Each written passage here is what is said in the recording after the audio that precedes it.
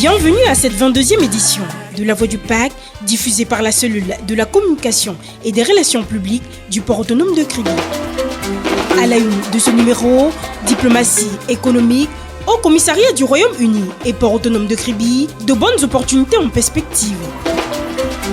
Carnet de route Kribi-Mboro sur le chemin du port. Diplomatie économique, Haut Commissariat du Royaume-Uni et port de Kribi, de bonnes opportunités en perspective.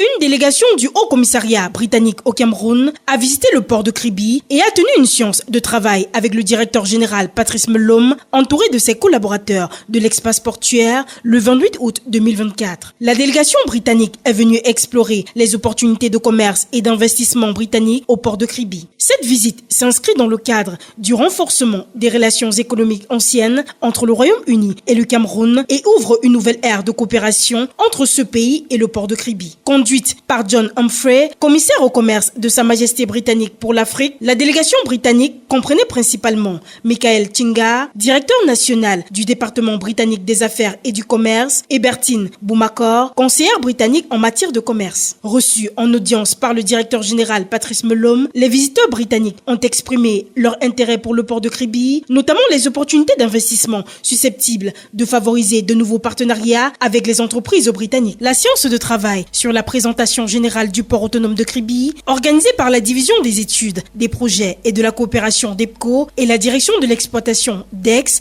dans la salle de réunion d'émergence, a donné aux hôtes du PAC la possibilité de découvrir les caractéristiques du port de Kribi et l'étendue des opportunités d'investissement qu'offre la plateforme portuaire de Kribi dans son ensemble. Les exposés sur les performances commerciales du port de Kribi depuis 2018, l'état d'aménagement et d'occupation de la zone industrielle, ainsi que les axes stratégiques du port ont certainement achevé de convaincre la délégation britannique de la justesse de leur choix de venir toucher du doigt la réalité de l'expansion du port de Kribi. Et dans ce sens, le projet de création d'une zone économique spéciale de 2000 hectares a suscité un intérêt accru de la part des hôtes britanniques. Pour voir la réalité du port de Kribi, la délégation a effectué une visite sur le site du port à Mboro. D'abord, le terminal polyvalent, la zone industrielle, dont l'exploration a suscité l'admiration des visiteurs. Impressionnés par les perspectives de développement du port et enthousiastes quant au projet futur du PAC, les hôtes britanniques ont exprimé leur satisfaction quant à cette visite enrichissante. Par l'autoroute Lolabé-Kribi, les représentants du Haut Commissariat britannique ont regagné le centre urbain de Kribi avec une vision claire des opportunités de collaboration à matérialiser.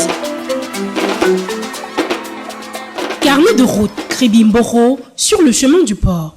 7 heures, les bus de transport qui transfèrent le personnel du port autonome de Kribi en service au port à Mboro sont positionnés devant le bâtiment. C'est au centre-ville de Kribi, le bâtiment R+2. Les bus siglés PAK comme port autonome de Kribi se remplissent progressivement et enjambent la Kenké, direction le port de Kribi à Mboro, c'est 35 km plus loin au sud de Kribi. Ambiance bon enfant dans le bus entre collègues, arborant tous leur tenue de travail, surmontés du badge d'accès obligatoire dans l'enceinte du port de Kribi à Mboro. Entre discussions professionnelles et confidences individuelles, le bus parcourt les kilomètres à une vitesse modérée. La route menant au port de Kribi est asphaltée. C'est l'une des retombées de la construction du port de Kribi, une autre manifestation de la relation port-ville. La route traverse des quartiers de la ville et des villages de l'arrondissement de Kribi 1er. Boamanga, Bongondoué, Lobé, Grand Batanga, Bongaélé et Bunja sont traversés par le bus transportant le personnel vers le port. La relative fraîcheur de ce matin est atténuée par la chaleur dégagée par les occupants du bus. Sur la route,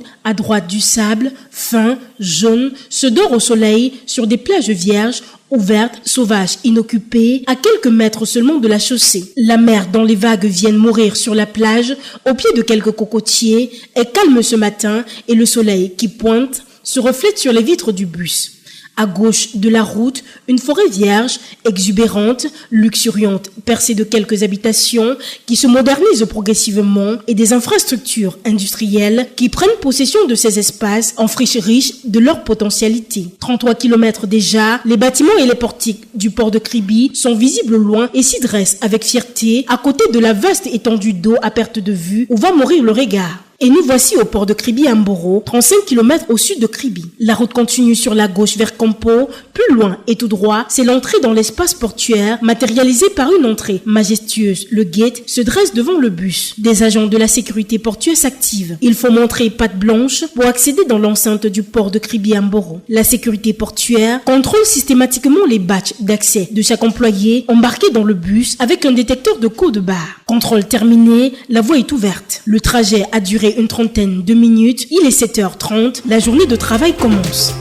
Et c'est ainsi que s'achève cette édition de La Voix du Pac. À la présentation, j'étais Tatiane Gefac. Merci pour votre attention. Rendez-vous la semaine prochaine pour un nouveau numéro.